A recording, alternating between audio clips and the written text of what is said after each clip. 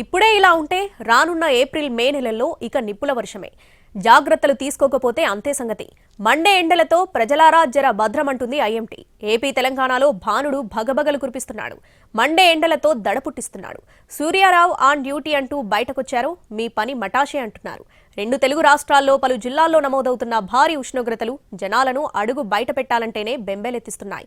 ఇంట్లో ఉంటే ఉక్కపోత, బయటకొస్తే వడగాలులతో ఉక్కిరిబిక్కిరవుతున్నారు. పగటి ఉష్ణోగ్రతలే కాదు, రాత్రిపూట ఉష్ణోగ్రతలు సైతం పెరుగుతూ ఉండటంతో ఇబ్బందులు పడుతున్నారు జనం. ఏసీలు, కూలర్లు లేనిదే నిద్రపట్టని పరిస్థితి. రెండు రాష్ట్రాలు కూడా నిప్పుల కొలిమిలా మారాయి.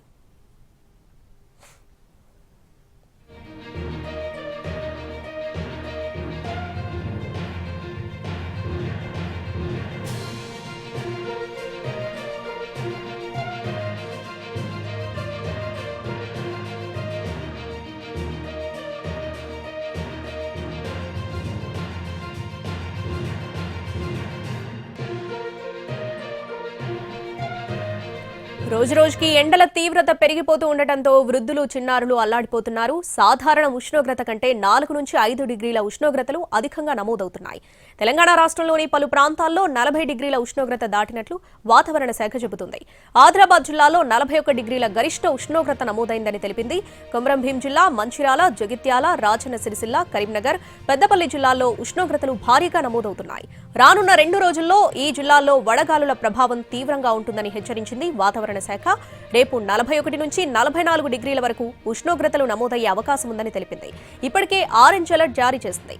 హైదరాబాద్, భద్రాద్రి కొత్తగూడెం, హనుమకొండ, జనగామ, నాగర్ కర్నూల్, నారాయణపేట, కామారెడ్డి, ములుగు జిల్లాల్లో 40 డిగ్రీల ఉష్ణోగ్రత నమోదయ్యే అవకాశం ఉందని చెబుతున్నారు వాతావరణ శాఖ అధికారులు.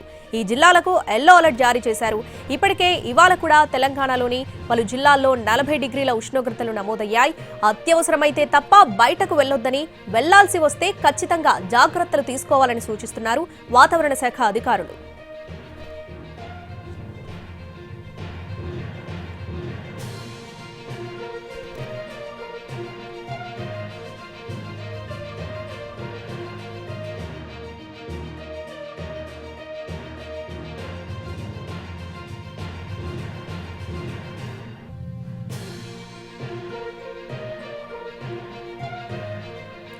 ఇటు ఏపీలోనూ ఎండలు మండిపోతున్నాయి. రోజు రోజుకు ఎండ తీవ్రత పెరుగుతూ ఉండటంతో జనం ఇబ్బందులు పడుతున్నారు. ఉదయం 8 గంటలకే భానుడు తన ప్రభావాన్ని చూపిస్తున్నాడు. మధ్యాహ్నం 12 దాటితే బయటకు అడుగు పెట్టలేకపోతున్నారు. నిన్న రాష్ట్ర వ్యాప్తంగా 19 మండలాల్లో వడగాల్పులు వీచినట్లు చెబుతున్నారు వాతావరణ శాఖ అధికారులు. నిన్న నంద్యాల జిల్లాలో 41.8 డిగ్రీల ఉష్ణోగ్రతలు నమోదయ్యాయి. ఇవాళ కోస్తా ప్రాంతంలోని 45 మండలాల్లో వడగాల్పులు వీచే అవకాశం ఉన్నట్లు ఇప్పటికే వాతావరణ శాఖ ప్రకటించగా, పలు జిల్లాల్లో వడగాల్పుల ప్రభావం అధికంగా ఉంది. రేపు కూడా ఇలాంటి పరిస్థితే ఉంటుందని చెబుతున్నారు వాతావరణ శాఖ అధికారులు. పలు జిల్లాల్లో వడగాల్పుల ప్రభావం అధికంగా ఉండే అవకాశం ఉందని చెబుతున్నారు. శ్రీకాకుళం జిల్లా పరిధిలోని 11 మండలాలు, విజయనగరం జిల్లా పరిధిలోని 16 మండలాలతో పాటు పార్వతీపురం, మన్యం, అల్లూరి సీతారామరాజు జిల్లా, కాకినాడ జిల్లాల్లో తీవ్ర వడగాల్పులు వీస్తాయని చెబుతున్నారు వాతావరణ శాఖ అధికారులు. ప్రజలు అప్రమత్తంగా ఉండాలని సూచిస్తున్నారు. వృద్ధులు, చిన్నారుల పట్ల అప్రమత్తంగా ఉండాలని చెబుతున్నారు వాతావరణ శాఖ అధికారులు. ఇక మరోవైపు ఇప్పుడే ఇలా ఉంటే రానున్న ఏప్రిల్, మే నెలల్లో ఎండలు ఎలా ఉంటాయోనని ఊహిస్తేనే దడ పుడుతుందంటున్నారు ప్రజలు. ఏప్రిల్, మే నెలల్లో కూడా ఇంతకంటే ఎక్కువగానే ఉష్ణోగ్రతలు నమోదయ్యే అవకాశం ఉన్నట్లు చెబుతున్నారు వాతావరణ శాఖ అధికారులు.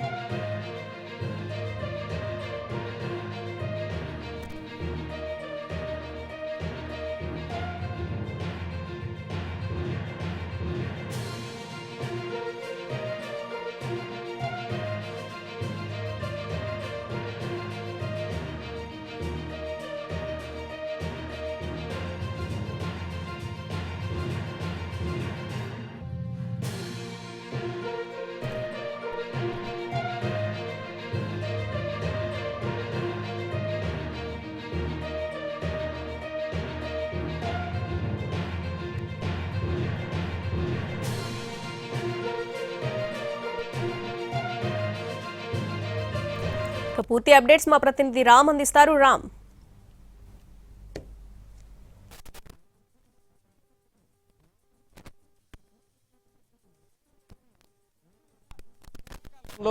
అంటే కనుక వేడి దారుణంగా ఉంటుంది, భానుడి ప్రతాపం కూడా చాలా ఎక్కువగా ఉంటుంది. అట్లాంటిది మార్చి నెలలోనే ఈసారి భానుడి భగభగలైతే విపరీతంగా మొదలైనాయి.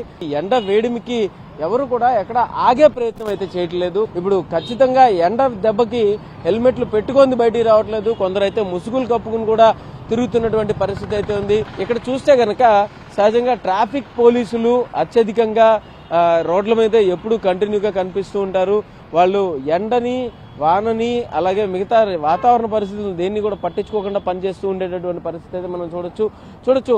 ఇక్కడ ఉండేటటువంటి ట్రాఫిక్ ఇన్స్పెక్టర్స్ కానీ, ట్రాఫిక్ వాళ్ళు కానీ చూస్తే కనుక వాళ్ళు కూడా రోడ్ల మీద అదే విధంగా పనిచేస్తూ ఉంటారు. ఇక్కడ ఒక ఎస్ఐ గారు ఉన్నారు, ఆయనతో మాట్లాడదాం. సార్ చెప్పండి, ఎండ విపరీతంగా వస్తుంది, మీరు వైట్ కలర్ టోపీ పెట్టుకున్నారు, ఎండ కోసమే పెట్టుకున్నారా ఏంటి? ఎండలో ఇలా పనిచేయడాన్ని ఎలా చూడాలి? అవునండి, మేము ఎండ కోసమే పెట్టుకున్నామండి. ఎంత ఎక్కువ ఉన్నా కానీ మనకి డ్యూటీలు చేయాలి కాబట్టి అందరితో కూడా ట్రాఫిక్ రూల్స్ పాటించాలి కాబట్టి మేము ఎండలోనే ఉంటాయి కదా మిగతా వాళ్ళందరూ పాటించేది. ఇప్పుడు ఎండల దెబ్బకి హెల్మెట్లు కూడా ప్రతి వాళ్ళు పెట్టుకుని తిరుగుతున్న పరిస్థితి కనబడుతుంది, నిజమేనా? అవునండి, తప్పకుండా. ఎండ మీరు హెల్మెట్ పెట్టుకోవడం వల్ల లోపల కూడా చల్లగా ఉంటుంది, చల్ల గాలి తగులుతూ ఉంటుంది, లోపలికి చల్లగా ఉంటుంది. అదే అంతేకాకుండా మీకు ప్రొటెక్షన్ కూడా ఉంటుంది. ఇక్కడ చూడొచ్చు, విజయవాడ నగరపాలక సంస్థ చలివేంద్రం పెట్టింది.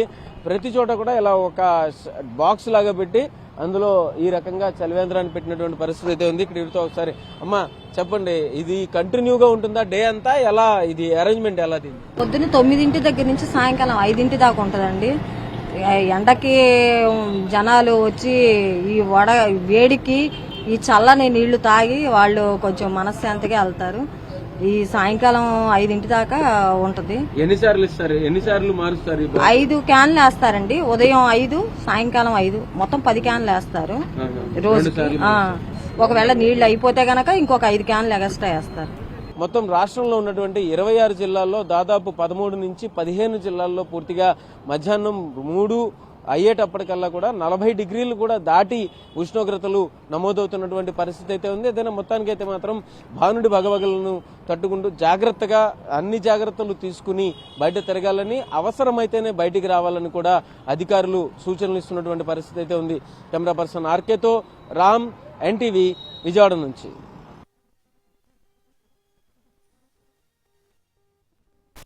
ఇక విజయనగరం జిల్లాలో ఎండ ఏ రేంజ్ లో ఉందనే విషయంపై పూర్తి అప్డేట్స్ మా ప్రతినిధి వెంకట్ అందిస్తారు.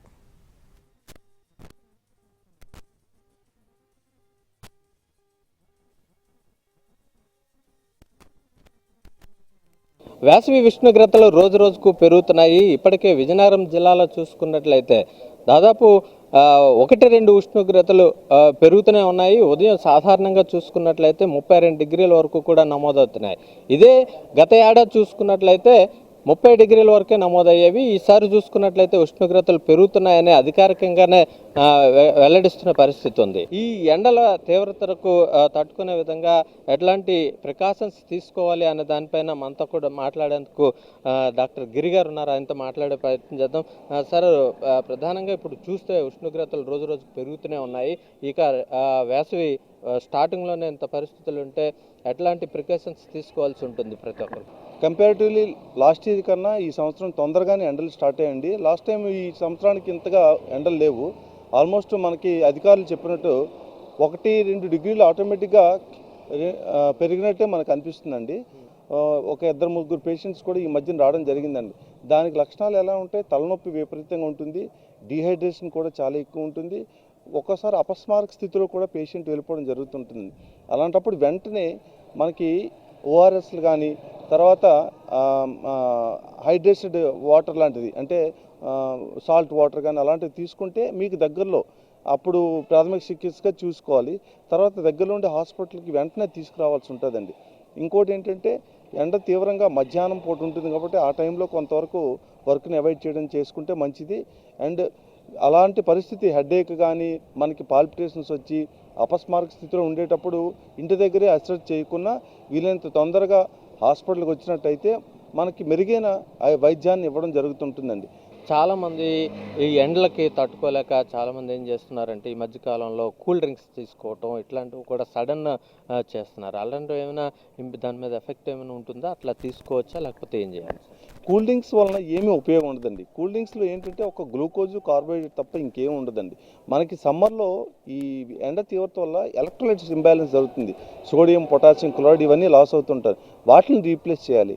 అందులో మనకు సింపుల్ గవర్నమెంట్ ఇచ్చే ఓఆర్ఎస్లోనే మనకు అవన్నీ బెస్ట్గా ఉంటుంది. ఈవెన్ మీకు టేస్ట్గా డిఫరెంట్గా అనిపించినప్పుడు ఓఆర్ఎస్ శాసెట్స్ కూడా మనకు అందుబాటులో ఉంటాయి. ఈవెన్ ఫ్లేవర్డ్ శాసెట్స్ కూడా వచ్చున్నాయండి. డ్రింక్స్ వల్ల 100% ఉపయోగం. దానికన్నా బటర్ మిల్క్, ఈ లెమన్ వాటర్, అందులో సాల్ట్ వేసుకుని దానివల్ల పెద్ద అడ్వాంటేజ్ ఉంటుంది. కూల్ డ్రింక్స్ అవాయిడ్ చేయడం మంచిది. ఇంకోటి ఏంటంటే ఆ టైంలో మీరు కూల్ డ్రింక్స్ తాగితే ఇంకా దాహం ఎక్కువ అయిపోతుంది. గ్లూకోజ్ కన్నా కూడా ఎలక్ట్రోలైట్స్ని మనం రీప్లేస్ చేసుకోవడం ఇంపార్టెంట్ అండి. Thank you. అది చూస్తున్నాం ఏదైతే ఎండ తీవ్రతగా ఉన్న టైంలో ఏవైతే ఎలక్ట్రోల్స్ ఉంటాయో అవన్నీ కూడా ఇన్బ్యాలెన్స్ అవుతాయి. మన బాడీలో కూడా చాలా టెంపరేచర్స్లో ఒక డిఫరెన్సేషన్స్ ఉంటాయి. కావున కొద్దిగా వాటర్ ఎక్కువగా తీసుకోవాలి. అలాగే ఏదైతే మనం ఇలాంటి వేడి సమయాల్లో కూడా కూల్ డ్రింక్స్ని కొద్దిగా అవాయిడ్ చేయాలనేది చెప్తున్నారు. అలాగే ఎక్కువగా మనం ఓఆర్ఎస్, అలాగే ఓఆర్ఎస్ ఎక్కడ పడితే అక్కడ మనకు ఓఆర్ఎస్ లభ్యమవుతాయి. అలాంటి ఓఆర్ఎస్ ప్యాకెట్స్ కానీ ఎక్కువగా తీసుకున్నట్లయితే డీహైడ్రేషన్ నుంచి బయటపడవచ్చు. అలాగే అపస్మారక స్థితిలో కూడా